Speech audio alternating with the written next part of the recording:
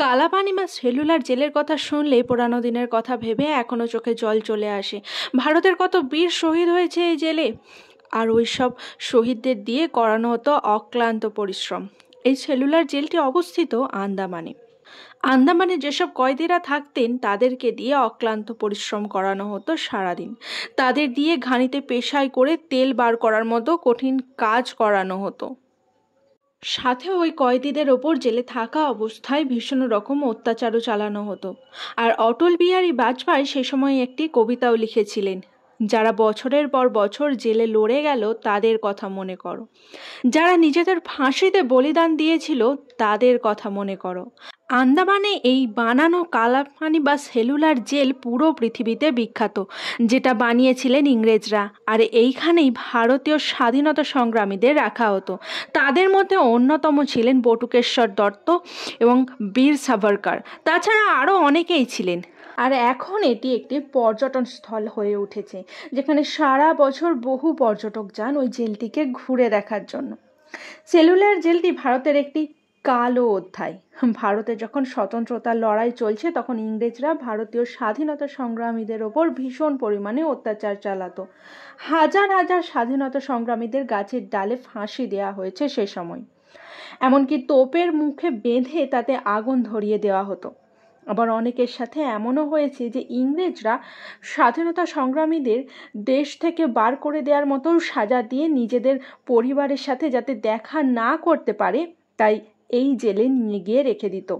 সে সময় সেলুলার জেলের কয়েদিদের ওপর আসলে কতটা অত্যাচার করা হতো এই ঘটনাটি শুনলেই বোঝা যায়। সে সময় নাকি যখন বীর সাভারকর সেলুলার জেলে ছিলেন, ওনার দাদা গণেশ সাভারকরও সেই সময় নাকি ওই একই জেলেতে ছিলেন, কিন্তু সেটা ওনারা দুজনের কেউই জানতেন না। একদিন যখন গণেশ সাভারকর রুটি বানিয়ে নিজের সেলের মধ্যে যাচ্ছিলেন, সেই সময় বীর সাভারকরকে দেখতে পান আর চমকে যান। দুজনকে দেখে হাউ মাউ করে কেঁদে ওঠেন। আসলে বীর সাভারকর জানতেন না যে ওনার দাদা জেলে বন্দি। উনি জানতেন ওনার দাদা হয়তো বাড়িতেই আছেন। উল্লাস দত্ত, ইন্দ্রভূষণ রায়, এছাড়াও আরও অন্যান্য ভারতীয় বীরদেরকে এই জেলে বিভিন্ন রকম সাজা দেওয়া হয়েছিল, আর ওনাদের সাজার নামে দেওয়া হতো নরকীয় যন্ত্রণা। সে সময় নন্দগোপাল নামে এক কয়েদি এই জেলে বন্দি ছিলেন। ওনাকে যখন কালাপানি জেলে নিয়ে আসা হয়েছিল তখন ওনাকে জেলের মধ্যে পরে থাকার জন্য যে ড্রেস দেওয়া হয় সেটা দেওয়া হয়েছিল পরার জন্য, কিন্তু উনি সেটা না পরেই ছুঁড়ে ফেলে দেন আর বিবস্ত্র অবস্থায় থাকা শুরু করেন। উনি বলেন যে যখন জন্মেছিলাম তখন বিবস্ত্র হয়েই জন্মেছিলাম আর এখনও এইভাবেই থাকবো। সেলুলার জেলের জেলার ছিলেন ডেভিড ভেরি, আর ওনাকে অত্যাচারিতার প্রতীক হিসাবে মানা হতো সেই সময়। উনি কয়েদিদের সাথে খুবই খারাপ ব্যবহার করতেন।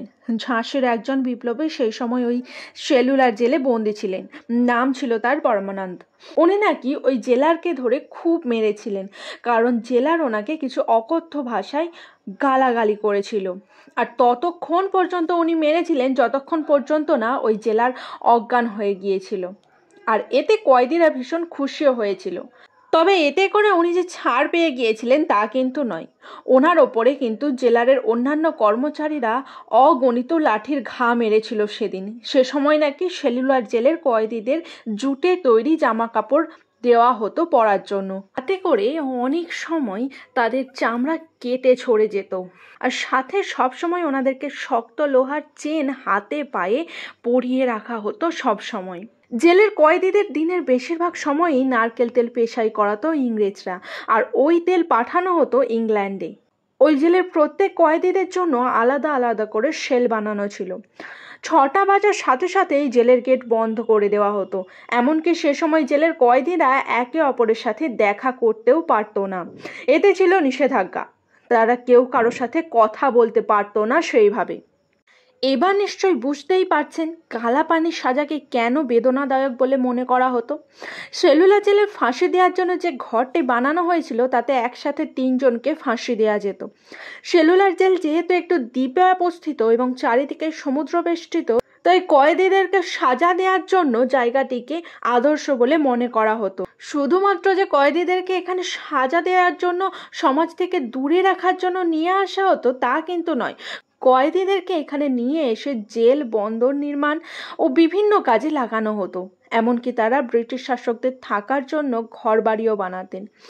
19 শতকের দিকে যখন স্বাধীনতা সংগ্রামীরা স্বাধীনতা পাওয়ার জন্য জোর কদমে বিপ্লব চালাচ্ছিল, তখন এখানে স্বাধীনতা সংগ্রামীদের সংখ্যাও বেড়ে গিয়েছিল।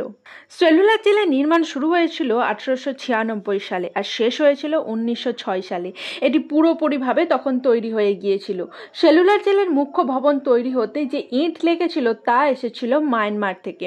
এছাড়াও এই ভবনের 7টি শাখা ছিল, আর এই সেলুলার জেলের একদম মাঝখানে ছিল একটি টাওয়ার, যেখান থেকে ওই জেলের কয়েদিদের ওপর নজর রাখা হতো। ওপর থেকে জেলটিকে দেখলে মনে হবে অনেকটা সাইকেলকে দাঁড় করানোর জন্য যে স্ট্যান্ড হয় তার মতো। ওই টাওয়ারটির ওপরে ছিল একটি ঘন্টা। ঘন্টাটি বাজানো হতো সম্ভাব্য কোনো বিপদ দেখলে। প্রত্যেকটি শাখা ছিল 3 তলা বিশিষ্ট। এই জেলেতে প্রায় 698টি সেল ছিল।